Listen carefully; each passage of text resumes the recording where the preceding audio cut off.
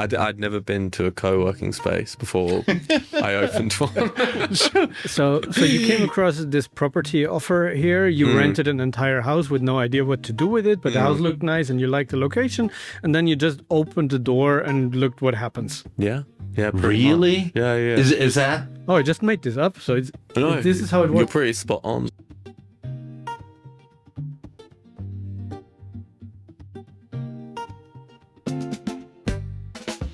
Welcome to the Nomad Summit Podcast.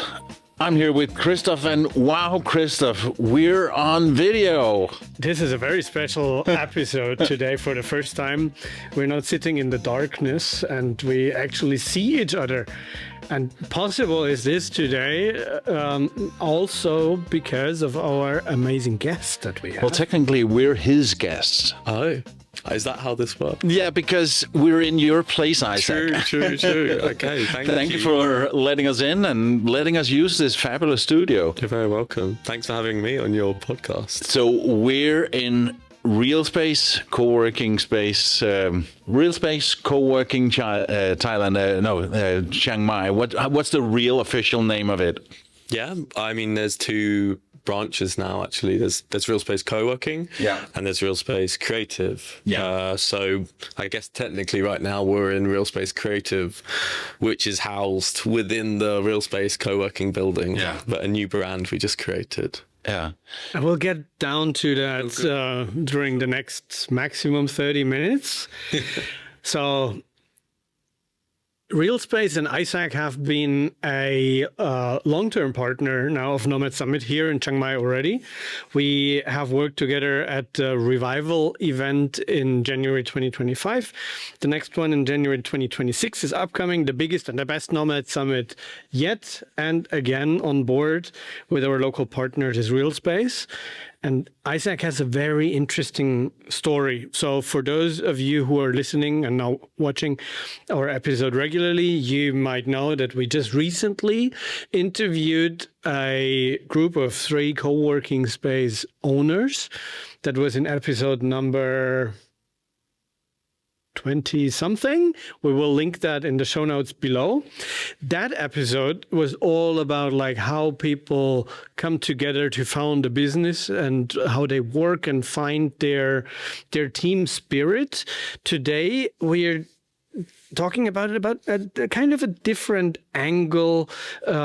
What happens next? So if you've opened a co-working space, and you want to find your niche, especially in a very competitive local market like Chiang Mai is. And what Isaac has to tell is something definitely worth listening until the end of this podcast. So, Isaac, you're British and you ended up running a co-working space in Chiang Mai. How did that happen? True. Well, thank you for the introduction, Christoph. I hope my story is as interesting as you paint it out to me. I feel some pressure now, but yeah, I did. I am British, and I did open up a co-working space in Chiang Mai. How did that come about? I think from a lot of traveling, a lot of solo travel. Were you a nomad? It's hard to really define myself as a nomad. What is a nomad? Not again. We discuss about this definition in every single episode. I can say it. Okay, what's yours? I guess, well, I have a business in the UK. It's not an online business. It's a physical property business. And I just traveled using the, passive income from that which allowed me to travel.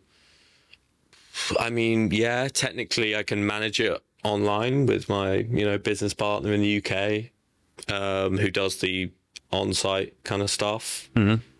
Does that make me a nomad? I guess so. I didn't actually know about the term digital nomad or anything like that until you do now. Until the last couple of years. Even though maybe I was behaving like one for a while, I didn't know that you were just a traveler who had the possibility to do it. Yeah, exactly. And that's not one of those that had to open the laptop 8 hours a day. And no, not really. I'd never been to a co-working space before I opened one. Yeah, because I would guess, okay, you went to co-work spaces all the time, and that's why you thought, oh, that could be cool. I could do so much better. No? No. Actually, I'd never been to one. I don't know. I didn't even open this place necessarily as like a co-working space. I knew of the concept, but it didn't really appeal to me because I didn't really need to go and do that. It's not to say I never go on my laptop and do work and stuff. It's more like I didn't need it to be like, a full day's work, so I could just be wherever. And so you came across this property offer here. You rented an entire house with no idea what to do with it, but the house looked nice and you liked the location, and then you just opened the door and looked what happens. Yeah, Really? Yeah. Is that? Oh, I just made this up. So this is how it works. You're pretty spot on. So when you so you bought this building, and it wasn't with the idea of doing a co-work space? Like, not really at the start, to be honest with you. At least you haven't been spoiled. I was kind of like, I didn't know what to do. I wanted It's a cool building. It's got walls. I wanted to have like a community of some kind. And again, I'd not really known much about co-working at the start. Obviously now I'm very much in on the co-working bus, but at the beginning it was very much more about community, sort of doing the stuff I like doing. I always wanted to do something like this, but I didn't know what for, what purpose, who it would be aimed at. I just wanted to get people together that had a shared interest in something, and I knew that there would be these people out in the world while I was traveling. I just didn't really know how to make a hub for them to come to, and I guess you figure that out a bit along the way. I had learned from you and from coming here over the last 12 months that the journey of RealSpace had been a little bit kind of chaotic in the beginning and then culminated into something. But now I realize it's a little bit like the beginning of the universe. Ooh. So at the beginning there was nothing and everything and pure chaos, and then through gravity things formed, like atoms came together. Wow. and then more and more gravity created and Oh, stop it, Christoph. Okay. You can just call me God. It's okay. He does that sometimes. I'm sorry. On behalf of Nomad Summit Podcast, I apologize. This is, if you would believe in creationism, then there would be a plan. But you didn't. This is more like the Big Bang. Opposite. Yes, exactly. I'm the bang. So let's describe the banger. You are the banger. Okay. Let's describe the place. Sure. When I got here a year ago, and actually have a sign saying that something about Wi-Fi. Home is where you connect automatically through the Wi-Fi. Right. But you're not home, is what the sign says. So here are the passwords. But actually, as I was looking at that, my phone connected because I was here a year ago. Automatically, it remembered my password. So that was pretty cool. Home? Yeah. So I felt straight at home when I got here yesterday. But the building, when you come inside, it doesn't look big, but then it just goes up and up and up. Many people say that. Yeah. It's like Narnia in here. Yeah. Front door's just the entrance to the wardrobe. Yeah. So what is here? Can you describe the different levels? Downstairs, you got a few tables and a cafe. Sure. Yeah. Yeah. The downstairs area is designed to be more social. I think I wanted to design it in a way that when you first walk in the door, there's people chatting and like people having a conversation, and that you can feel like you're instantly okay to do that. Yeah. And it's not like you walk in the door and someone's like going, like, No, it's that's more upstairs. Yeah, where there are upstairs, pubs. absolutely. Yeah. I think that's really necessary. Yeah. But I wanted to set the tone of the place that it is a social environment. It is a place for networking. And as soon as you walk in the door, there are normally some people down there having a little chat about whatever they're working on or something more in their personal life, whatever it is. They feel comfortable to do that with whoever's down there, which is really important to set the tone of somewhere, the first floor that you walk in. That's actually one of the main reasons I go to co-work spaces is to talk to people, because I can open my computer and work anywhere. Of course. And I actually do most of my work in the apartment or the place I'm staying at. I just open my computer and do some work there. And when I go to a co-work space, it's also to be productive, but it's highly a lot to meet people and chat. Oh, so what are you doing here? So I'm hoping that I'm meeting people that wants to talk as well. Precisely, yeah. I think that's really crucial. I mean, a lot of us, obviously, as nomads, it can feel very isolating. If you work online, you're a solopreneur. I just learned that word recently. It's a good word. Yeah. Digital nomad, solopreneur. I don't know, there's probably more terms out there. Like, I'll get them in there. If you are a solopreneur or something like that, you could end up spending large stretches of time basically interacting with no one. Even if you have like a team or people that you work with online, it's not quite the same thing. So no, I completely think that loads of people actually, deep down, the reason they go to these like third spaces is they want to connect with people, they want to talk to people. And that's not to say like only that, because if it's just only that, then it's, as I realized maybe early on, like it's not very productive if the entire place is social. It doesn't work very well. So you kind of need to have that balance of work and life kind of together in one building, and that became so let's head upstairs. Yeah. What Okay.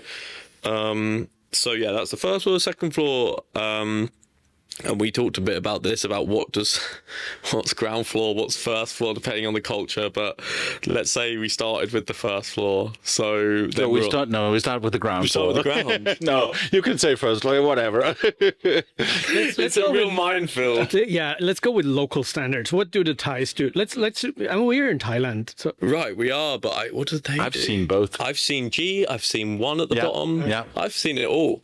then let's skip that maybe and go a little bit to the meta level. I mean, now we've been talking about things that are the factor that basically that's every co-working space. You can work, but you also have social and community. That's not yet what makes RealSpace special as of today. Sure. What makes RealSpace special in your journey is, I think it's the unique blend of having the co-working, having the events and the social side of it, and also having a shared reason to be here. That's very much become growth, and growth in two ways: growth on a personal level, growth in people's careers. That's kind of the key word we've been talking about a lot this high season. So we have the regular co-workers that come. They're all working on various projects, whatever they're working on. They all want to grow something. And now we have the content creators who are using, this room that we're in now. And that's the thing where I want to go. That's the thing that is really, really special that I haven't seen in any other co-working space so far. Yeah, I think that's been quite a unique direction. We always had a lot of creative people coming, and I always listened to the feedback of the community a lot, and I asked them, what do they want? Like, what's going to help you grow, what's going to help you elevate your work? And a lot of them said, podcast studio, somewhere where we can shoot stuff, where we can film, make content, be creative. And I was like, okay, guess I have to figure out how to build that with limited experience at the time. Yeah, and I was checking the Instagram page for that part of your business as well, and there are some cool stuff that's been made in this room. For sure. I've learned so much from the people that have come here more than anything else. Obviously, I watch YouTube videos, get courses, people can teach you things, but actually it's been the community that I've learned the most from, and they'll have really good ideas. They know what they want. That's the thing. Like, the people that come here know better out of everyone what they want, and so they'll tell you, and you just have to listen and not be too proud about it. I'm just like, okay, tell me what you need, tell me where I'm going wrong. If something is not good enough, I want to change that. I want to make sure it's better so that you want to be here. And so the people that have come here, I think I've learned the most from, and that's been a massive process for me and for the space. This this is kind of USP that we have now, that is about content creators and helping them kind of elevate their work, has really taken off, and it's definitely something I've realized a lot of people needed. So do you also do events where content creators are sharing ideas and talks and workshops and stuff like that? It sounded when we last talked about it, it's like it's really a boot camp that you offer, like a community, like a little bit moderated by you. Yeah. Or basically you set the space and offer the platform, but then it's the content creators also helping each other, having like an accountability partner with a little bit of guidance if needed, or also even hands-on support, like you cut, you video edit and things like that. So someone who wants to, that's how I understood it, is someone who whether is already at the beginning of a content career, Content creator career? Yes, someone who is whether at the beginning of a content creator career or not even there yet, they can come here with their idea and tell you, I want to run this podcast or this YouTube channel, or I want to become big on TikTok with this and that concept. And then when they leave here a month or two later, you get them up at speed. Yeah, precisely that. I think, again, we're focusing on growing people. So even though it's not officially like a boot camp, like you said, it does feel like that because people are really getting good value by coming here, because they're not only just using the physical studio and the space, but they're getting the knowledge from the other creators that are around them and from our team as well that are just there to support them through the process. And, you know, they're making all different kinds of stuff in here, as you saw, but a lot of it actually can be shared amongst each other. They can take a lot from each other, and it's great downstairs. Even today, you're hearing people have these chats about what are you working on, and sort of giving each other little sort of tips and like, oh, okay, I did it a bit more like that. How do you edit? Okay, what software do you use? Things like that. And it's just really nice to see that organically happen. And, you know, you have to obviously set a bit of a precedent and like, okay, this is the type of place I want it to be. You kind of set the tone a bit, but then you have to rely on the community to kind of run with that. And they have so far, which has been really nice. So who are the typical people using it? Is it for personal YouTube videos, a podcast, or is it for branded content like commercial shoots? Is it only video? Is it also photo shoots? Is it Chiang Mai locals, or is it expats or nomads? So kind of a broad, who are the typical people who use it? Yeah, good question. I mean, all of the above to some extent. The most common ones it's been a wide variety, but I would say the most common ones being kind of people who use content to, you know, earn and to as a big part of their life. And that could be someone who's an influencer, a podcaster, they have a YouTube channel, they, you know, have, I don't know, they do brand deals and stuff like that, or they do training or coaching of some sort, or people that merely use content as like a conduit to sell something. They have a product, for example, they have like a course.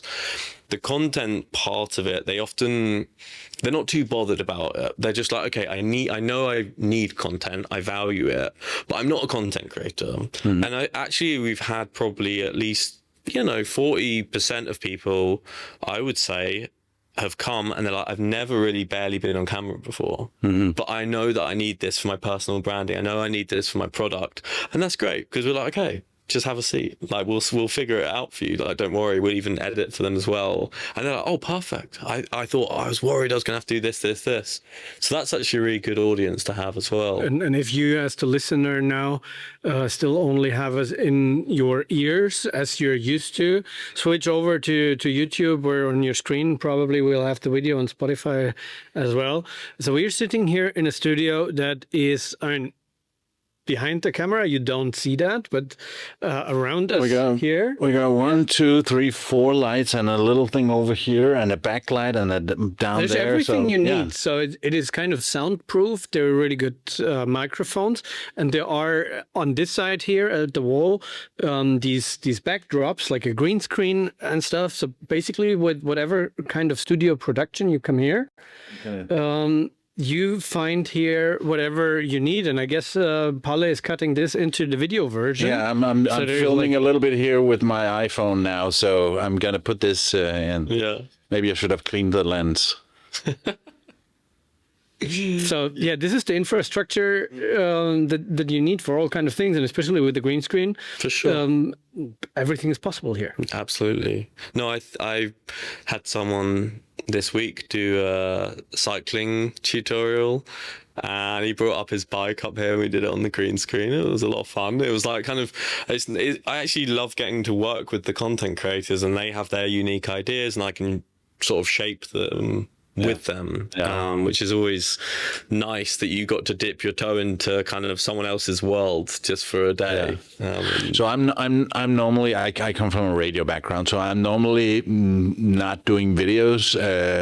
I'm starting to do more because that's what my clients want. Yeah. But by the way, tell us what you like. This is the first video episode of this podcast. It's an experiment for us as well. We want to know. Let us know. Do you want more of this? Yeah. Comment below. We had a conversation where Christoph said to me, but if we do one, then we'll have to do them all in video. There's no way back. Wow. What do you guys think?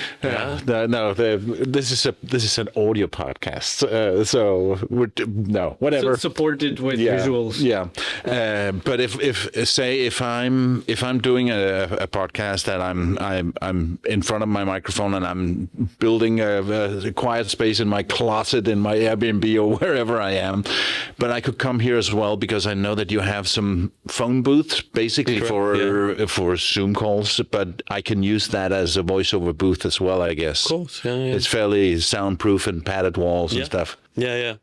A few people I think have been doing that in there or in here. You've got a lot of different creatives around, so they're all kind of working on their stuff. If you say that you can have a look in those worlds, give us one or two examples of the most interesting or unusual creators that you had here. Good question. Well, it's interesting actually. One of the most, maybe not unusual, but kind of talented and unique people was actually one of my really good friends at the very beginning. And she does these crochet patterns. And we met like 5 years ago. And she's one of the most well-known crochet kind of influencers in the world, randomly. Wow. I knew that when we met a long time ago. Yeah, very, very niche. And then fast forward 4 years later, we met in Portugal, and then now we're in Chiang Mai, and she ended up moving here because she knew she was kind of the same, where she didn't know about this digital nomad group. She just kind of was one without realizing.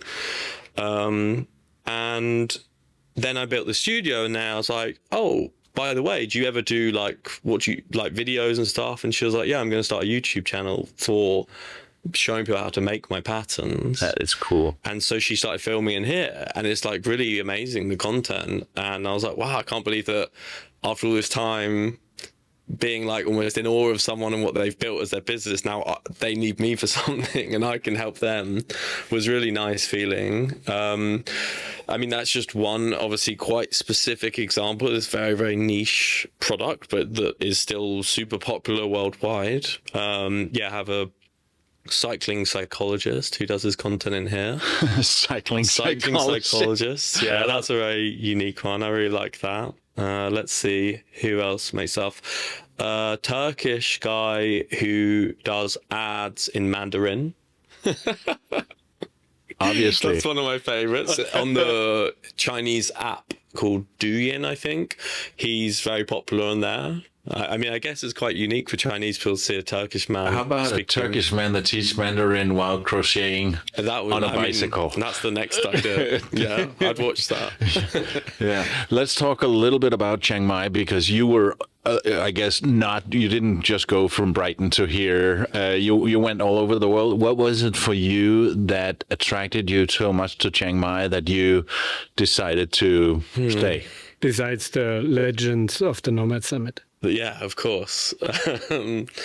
I don't know, actually. I didn't even love Chiang Mai that much when I first arrived, to be honest. I liked it, but I wasn't like, this is where I'm going to be for the next 3 years. That wasn't the feeling I had, because it's nothing that spectacular. It's not one of those wow cities, I don't feel like, but it's a city that really, like you kind of talked about, it feels like home. It's very stable. And I think, again, when you're traveling for a long time, it can feel very like chaotic, and you're very just like spread out, and your mind's quite scattered. And Chiang Mai suddenly feels like it brings a lot of calm to the madness. And so, yeah, I think I was traveling through Thailand. I used to live in Vietnam, in Hanoi, and again, it's a very chaotic city, but really amazing. And I went up through Thailand, made my way up, kind of spending a few weeks, a month in each sort of major city or island, and I loved all of it. I was having a great time, but I wasn't really meeting people that like lived here. It was very transient kind of friendships I was making. I was like, oh, okay, like nice to meet you.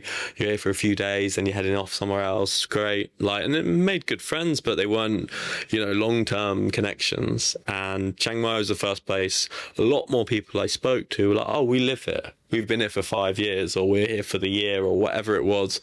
It felt like a bit more serious as a city to live in.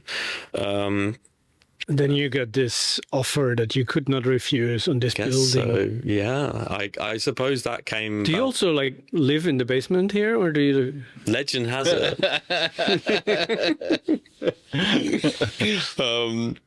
Yeah, I or every night on another floor somewhere. Yeah. I mean, never know where I could pop up. So, where do you see RealSpace going in the future? Are you? Could it be because you're a businessman, an entrepreneur? Could it be that you got bored of having just one, and it kind of runs itself, and then you needed to another one? Yeah, absolutely. It's definitely something that's been talked about. Would it be here or somewhere else in the world? I'd prefer to do it somewhere else. I like, deep down, I do love travel. And I love being in different places and having different cultures, and I'd love an excuse to go somewhere else for a while. Like, it would just be great. Like, this has been a very personal business for me. All my other businesses have been I've been quite detached from them. They're a means to an end a lot of the time. This is the first one where I feel this personal connection, and like the way it's changed, as you might have seen over the last couple of years, has also reflected like a personal change in me and where I want to take it and where I feel like I'm going. So yeah, can you reveal what you're thinking about? Where in the world? I mean, there's a few big nomad cities that we've been kind of throwing around. Obviously, Da Nang's like super popular. A lot of people from Chiang Mai go there. That would be a great. And also makes a lot of sense in terms of seasons. When it's burning season here, then it's really nice there. And then they have their rainy season and come here. So there are many people that go back and forth because of these seasonalities. For sure. That would be a perfect match in many ways. There's obviously other places too. People talk about Japan, Taiwan a lot. I don't have as much experience being there, but I also think they're great places to potentially build out the nomad world. But because there's just so much happening here right now, it's not something I could feasibly do without a lot more people involved. Because again, it's been a lot for me to kind of grapple with this whole new business model that I've never really been in this world before, and it's been amazing. And the community has been so supportive, and that's been so nice. And I'm very touched by how much effort everyone else has put in to help me elevate this place. But in the future, I would love to do it. It would be amazing. And I feel like I've built this model now that I could probably quite soon do again somewhere, and that would be again, the business side of me always wants to keep growing and expanding rather than sounds like, sit down. For our listeners and viewers here today, if you have this property somewhere and you send an offer that this guy cannot refuse, then he'll be on your doorstep tomorrow. Okay. Just call us and we'll only take a small cut. Wow, it's very generous of you. You have some wealthy viewers. Yeah. Yeah, it would be really, really lovely to do that at some point. Yeah, for sure. and then you could draw on all the experience. With, like, Absolutely. I don't need to make all the same mistakes So that many, I did. so many mistakes, so inefficient at the beginning, and that's part of the fun. I don't It regret is, it. right? I love the fact that I learned from all of those mistakes. I didn't have a look at the time, but I sensed that we're somewhere towards the end of our 30 minutes. Sure. As a final thought, Yeah. give us one of the biggest mistake that you made, or the biggest learning that you got out of. Biggest learning curve. Good question. I would like to say that what was the biggest thing that I really feel like I got wrong? I guess maybe, I mean, it sounds a bit strange, but I really maybe underestimated myself and how much people would care and how much they'd value it. And at the beginning, I was maybe not taking it seriously and not taking myself seriously. I was just, it's just fun. It's like, it's whatever. Yeah, you got your stuff in the UK. Exactly. I didn't really It's think not like of you it. had your hand on the fire. No, for sure. I was very almost just like flippant about it at the beginning, and it was only after people started saying that part of the reason they stayed here was this place and stuff like that, that it changed their lives, their whole journey or their decisions. And I was like, really? Like, But that's crazy. But that's quite interesting. If you say you underestimated yourself and how people care, that's a question of personality. And I mean, this is your very unique and special personality that makes this happen. It could also be one of the reasons people like coming here. Maybe. I mean, we've met you. I remember our very first meeting. I was like on the 21st floor or something. I lost count. Like on the rooftop.